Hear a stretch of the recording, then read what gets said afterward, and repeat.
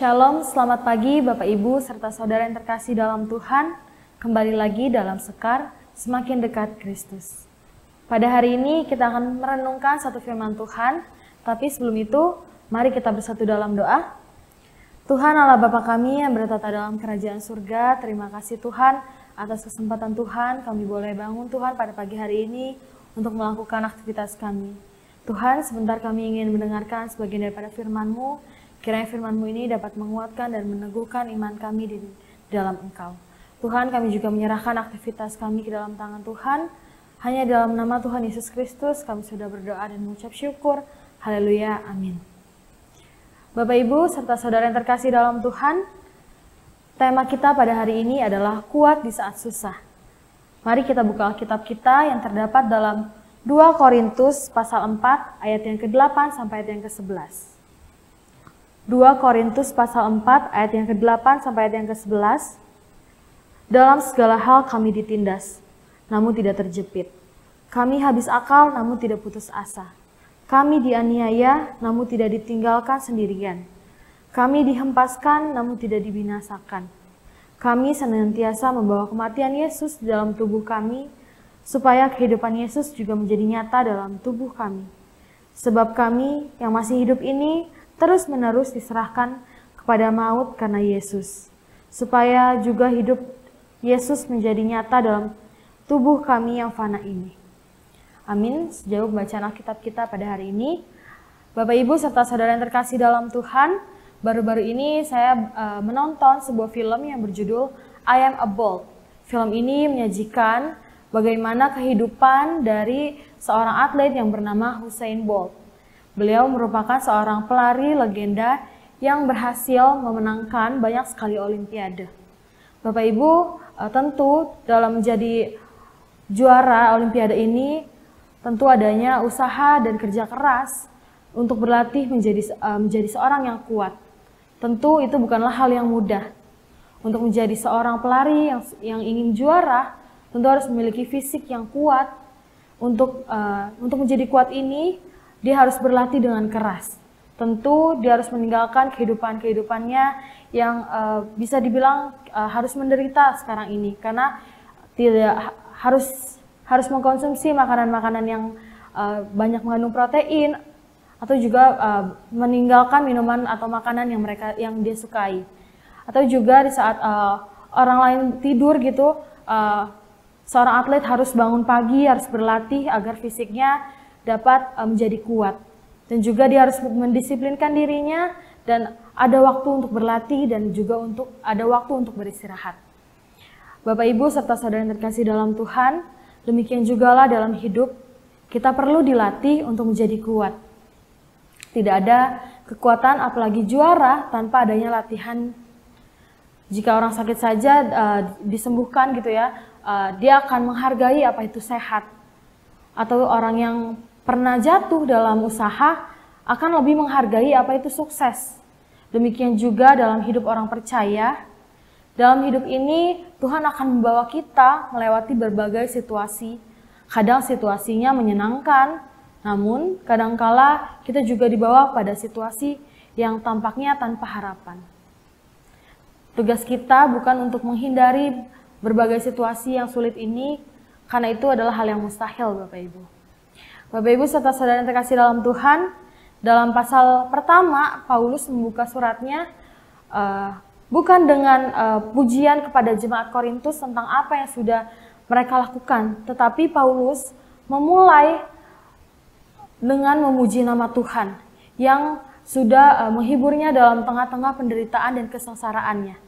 Dalam penderitaan ini dan kesengsaraannya, Rasul Paulus menempatkan fokusnya pada Tuhan.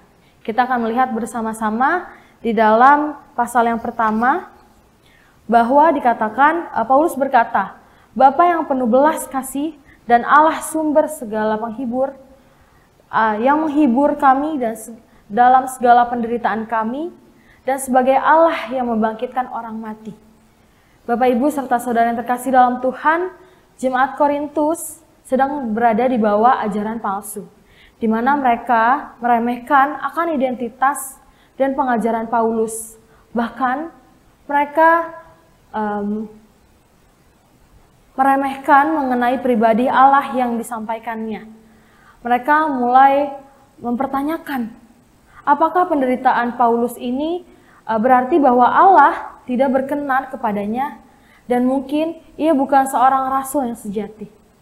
Bapak, Ibu, serta saudara terkasih dalam Tuhan, dalam teks ini Paulus sedang meluruskan pandangan mereka bahwa sesungguhnya kita hidup di dunia yang telah jatuh di dalam dosa.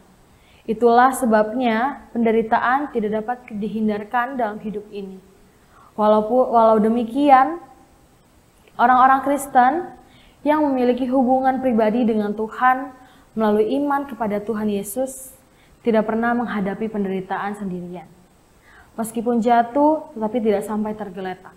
Seperti perkataan pemazmur dalam Mazmur pasal 23 yang keempat, sekalipun aku berjalan dalam lembah kekelaman, aku tidak takut bahaya, sebab engkau besertaku, gadamu dan tongkatmu itulah yang menghibur aku. Bapak, Ibu, serta saudara yang terkasih dalam Tuhan, dalam hidup ini Tuhan akan membawa kita melewati berbagai situasi yang kadang situasinya menyenangkan, tapi kadangkala Allah membawa kita dibawa pada situasi yang nampaknya kita tidak memiliki harapan gitu ya. Tugas kita tentu bukan menghindari berbagai situasi ini yang sulit ini. Yang harus kita lakukan ialah bagaimana kita tetap bisa melewati apapun dengan tenang karena percaya pemeliharaan Tuhan. Bapak, Ibu, serta saudara yang terkasih dalam Tuhan, Paulus menceritakan penderitaannya ini karena Paulus ingin mereka tahu tentang penderitaan Paulus. Bahwa Paulus menjelaskan kepada mereka, beban yang ditanggung atas kami adalah begitu besar dan begitu berat. Penderitaan Paulus yang begitu besar dan begitu berat, sehingga melampaui apapun yang pernah ditangani oleh Paulus sebelumnya. Jika kita lihat dalam bahasa aslinya, ini tuh memiliki makna yang demikian, membebani atau meletakkan beban yang berat. Paulus tidak hanya terbebani, tapi dia dibebani berlebihan gitu ya, sampai tingkat yang luar biasa. Mungkin kita dapat lihat bahwa penderitaan Paulus itu seperti Paulus pernah dipenjara, lalu juga Paulus kerap kali berada di ambang maut gitu ya. Paulus juga seringkali disesah oleh orang Yahudi. Paulus juga pernah dilempari batu. Paulus juga pernah mengalami keram kapal. Juga Paulus ini pernah mengalami bahwa Paulus juga pernah menjadi korban perampokan. Paulus juga pernah merasakan kelaparan, kedinginan, dan kekurangan pakaian. Bapak, Ibu, serta saudara yang terkasih dalam Tuhan, Paulus mencoba menggambarkan bagaimana kondisinya dengan fase seolah-olah hukuman mati telah dijatuhkan kepadanya. Kata putus asa ini jika kita lihat dalam bahasa aslinya ini memiliki makna yang berarti bahwa berada di dalam keputusasaan total atau benar-benar kehilangan harapan. Bapak, Ibu, serta saudara yang terkasih dalam Tuhan, tentu tidak mudah melewati penderitaan. Banyak orang melewati dengan mengeluh setiap hari dengan menceritakan penderitaannya kepada orang lain gitu ya. Terus juga dengan berbagai keluhan, dan juga beberapa orang lain akan menjadi kambing hitam gitu, menjadi kambing hitam yang akan disalahkan. Lalu apa bedanya Paulus dengan teks ini? Tentu ada bedanya gitu ya. Jika kita lihat, Paulus tidak pernah mengeluh. Paulus memberitahu kondisinya secara objektif tanpa menyalahkan pihak lain. Bapak, Ibu, serta saudara yang terkasih dalam Tuhan, sebagai anak-anak Allah, sadarilah bahwa kita perlu memiliki keterbatasan. Kita ini memiliki keterbatasan sehingga kita perlu belajar bergantung total kepada Tuhan. Tentu Tuhan tidak akan anti kepada manusia yang menggunakan kemampuannya yang diberikan Tuhan untuk menyelesaikan berbagai persoalan gitu ya. Tentu tidak salah kita untuk pergi ke dokter, atau tidak salah kita pergi ke lembaga hukum untuk meminta bantuan. Tentu kita tidak salah untuk pergi ke psikolog meminta bantuan untuk menyelesaikan persoalan kita. Bapak Ibu serta saudara yang terkasih dalam Tuhan, yang salah adalah ketika kita tidak melakukan semuanya dengan keyakinan bahwa kita mampu, kita diizinkan untuk melakukan banyak hal yang sesuai dengan sumber daya yang ada pada kita. Namun kepercayaan utamanya adalah pada Tuhan, bukan pada manusianya. Bapak Ibu serta saudara yang terkasih dalam Tuhan, apa yang harus kita lakukan ketika kita menghadapi penderitaan yang demikian beratnya? Pastikan bahwa Tuhan adalah pusat fokus kita dan objek utama kita dan dari iman kita. Dengan doa, kita selidiki pilihan-pilihan yang ada, lalu kita akan mengambil keputusan dan menyerahkannya kepada Tuhan dengan pengharapan tetap tertuju kepada Tuhan. Seringkali Tuhan membuat kita melewati hal-hal yang sulit untuk membuat kita mengalami perjumpaan pribadi kita dengan Tuhan yang tidak terbatas. Rasul Paulus juga mengalami keputusasaannya, namun di ujung keputusasaannya dia berjumpa dengan Tuhan. Dalam teks ini Paulus menggambarkan Tuhan yang ia jumpai ialah Tuhan yang dia temukan, Tuhan yang membangkitkan orang yang mati.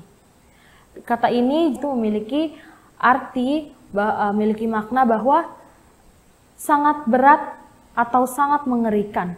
Jika Tuhan dapat membangkitkan orang mati, tidak bisakah Dia juga membebaskan kita dari gerbang kematian? Bapak Ibu serta saudara yang terkasih dalam Tuhan, Paulus melanjutkan dengan fase berikutnya.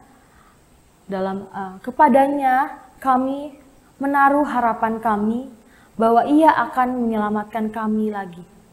Paulus telah menaruh pengharapannya kepada Allah karena Allah telah menyelamatkan di waktu yang lalu. Maka dia percaya bahwa untuk kali ini pun Allah akan menyelamatkannya. Bahwa pengalaman dari masa lalunya membuat dia menaruh harapan kepada Tuhan. Bapak Ibu serta saudara yang terkasih dalam Tuhan, kita pun perlu mengingat apa yang sudah kita kerjakan di masa yang lalu. Kita letakkan harapan itu dalam Tuhan Yesus. Hanya Tuhan yang dapat menolong kita ketika kita dihadapkan dengan persoalan kehidupan. Bapak Ibu serta saudara yang terkasih dalam Tuhan, tentu penderitaan atau keputusasaan dalam hidup kita ini tidak bisa kita hindari gitu ya. Tapi kita juga pasti kita alami, kita tidak punya pilihan untuk menghindarinya. Namun kita memiliki pilihan untuk tidak tinggal dalam keputusasaan. Caranya adalah jangan lagi melakukan kepercayaan dalam diri sendiri, percayakanlah kepada Tuhan yang membangkitkan orang mati.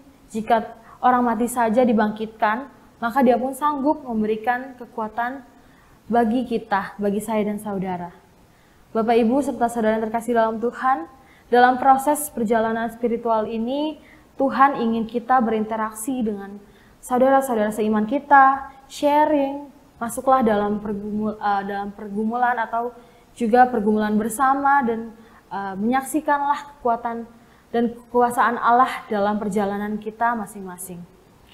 Sekian firman Tuhan pada hari ini, mari kita bersatu dalam doa.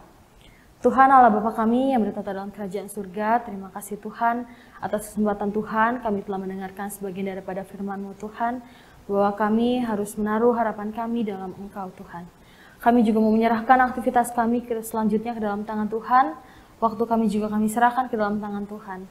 Hanya dalam nama Tuhan Yesus Kristus kami sudah berdoa dan mengucap syukur. Haleluya, amin.